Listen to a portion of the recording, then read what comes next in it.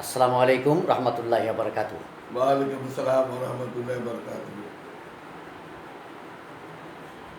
মই ক'বলৈ লৈছোঁ কি এই আমাৰ দাদা মহম্মদ আব্দুল মালিক চাহাব, তেওঁ আজি 80+ হৈ গৈছে তেওঁৰ বয়সটো। ইনশাল্লাহ আজিও আল্লাহ সব সুস্থ আৰু সবল ৰাখিছে। সেইকাৰণে মই দাদাৰ লগত এটা কথা ডিছকাছিং কৰিছোঁ যে মোক বৰ ভাল লাগে এনেকৈ মুৰব্বী মানুহৰ লগত বহি কথা পাতি, মোক বৰ ভাল লাগে। সেইকাৰণে মই আজি মোৰ মনটো কিয় ভাবিলে যে দাদাৰ লগত আজি বহি অলপ কথা পাতোঁ। তেওঁ এটা মুৰব্বী মানুহ। আপুনি ভালে আছেনে? আল্লাহ ৰাখিছে। কওকচোন আপুনি কি বিভাগত কাম কৰিছে? মই PWD কি আছিল আপুনি তাতে?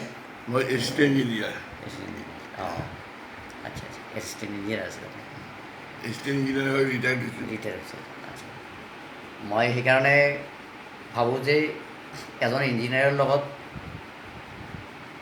ফটো তুলি বা চেল্ফি উঠি পেলাই মই এইটো সৌভাগ্য বুলি ভাবোঁ। আৰু মোৰ দাদা আপোনাৰ বয়সটো যে 80+ হৈ গ'ল যে, আজিৰ দিনত এনেকুৱা এটা দিন আহিছে 80+ মানুহ পোৱাই মুস্কিল। আমি পাইছোঁ, আল্লাহ আপোনাক হায়াত আৰু দিয়ক। মইতো ভাবোঁ আপোনাক 100 বছৰ আল্লাহ তাবাৰক তাআলা আৰু যদি 100 বছৰ ৰাখে আমাৰ কোনো আপত্তি নাই, মই ভালে পাওঁ। সেইকাৰণে আপোনাৰ লগত কৰিলোঁ আৰু আপোনাৰ লগত এটা দোৱাও হ'ব। মই ভাবিছিলোঁ মই আপোনাক লগত লৈ এটা দোৱা কৰিম, বুজিছে? আপুনিতো জানেই মই এইবিলাক দৌৰা দৌৰি কৰি থকা মানুহ। তো পঢ়োঁ আহমদুহু ওয়া নুছল্লি আলা ৰাছুলিল কাৰীম। মই অকণমান তেলাৱত কৰোঁ, আপুনি অকণমান শুনিব তেলাৱত। আউযু বিল্লাহি মিনাশ শাইতানিৰ রাজিম।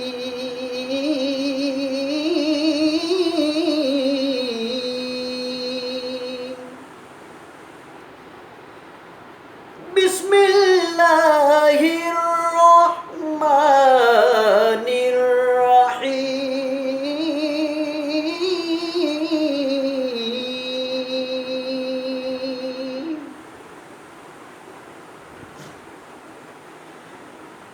ইয়া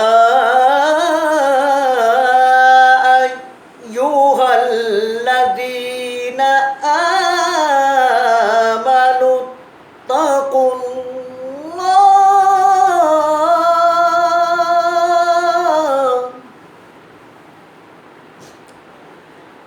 ইয়া আইয়ুহাল্লাযীনা আমানু তাকুল্লাহা ওয়াল তানজুর নাফসুম মা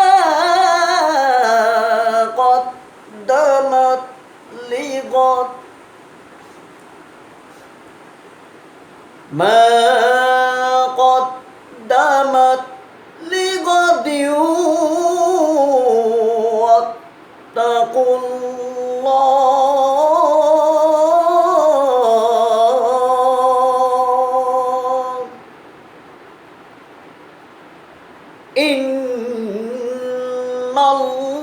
ইন্নাল্লাহা খাবীরুম বিমা তা'মালুন।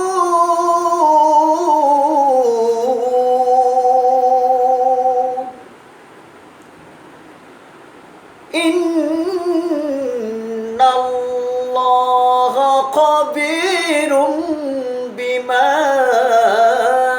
তা'মালুন।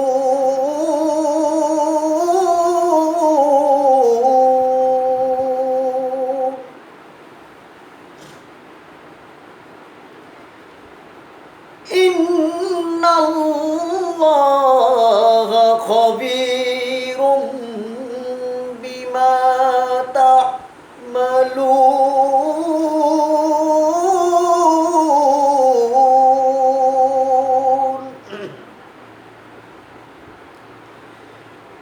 ইয়া আইয়ুহাল্লাযীনা আমানু তাকুল্লাহ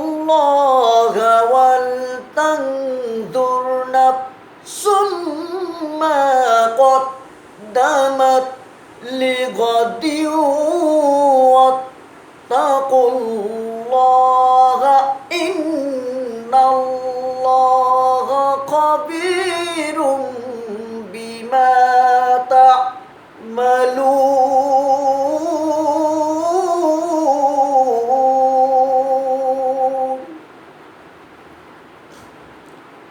আসসালামু আলাইকুম। দাদা কেনেকে লাগিছে আপনার?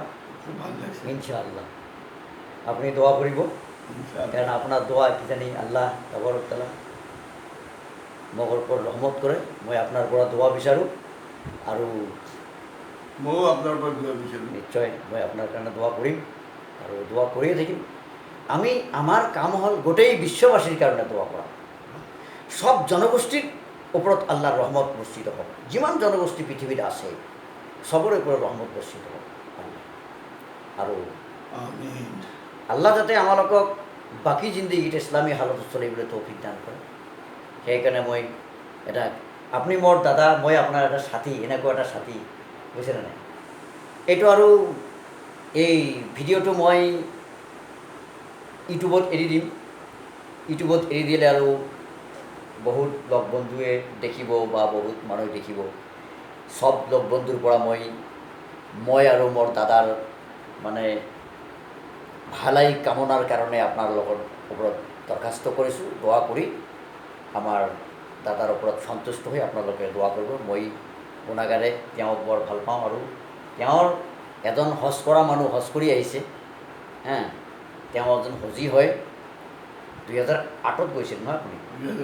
2010 10ত তেওঁ আজি হজ কৰি আহিছে। মই গতিকে এজন হজীৰ লগতো যে বহি কথা পাতোঁ, মই সবসময় দাদাৰ ওচৰত আহি থাকোঁ, কথা পাতোঁ। মোক খুব ভাল পায়, গতিকে মই ইয়াতে আহোঁ। আল্লাহ তৌফিক দান কৰক যাতে দাদাক মই বহুদিন জীয়াই থকা দিনকেইটা দেখি থাকিব পাৰোঁ। সেইকাৰণে মই দৰ্শকৰ আগত এই ভিডিঅ'টো মানে আপলোড কৰি দি আছোঁ। আল্লাহ আমাক সবকে তৌফিক দান কৰক। আল্লাহ দাদাৰ হায়াতো বৃদ্ধি কৰি দিয়ক। আল্লাহ তৌফিক দান কৰক। পূৰা তেওঁ নামাজ ওয়াক্তত ঠিক টাইম মতে নামাজ পঢ়া মানুহ। 1 মিনিটো হেৰফেৰ নকৰে, ক'লেও ভুল নাই। টাইম হোৱাৰ লগে লগে তেওঁ নাথাকে আৰু পটাপট নামাজবিলাক আদায় কৰি লয়। তসবিহ তাহলিল সব কিছু কৰে। আল্লাহ এই আমলটো তেওঁ জীবিত দিনকেইটা কৰাৰ তৌফিক দান কৰক। আমিন। আল্লাহ আমাক তৌফিক দান কৰক।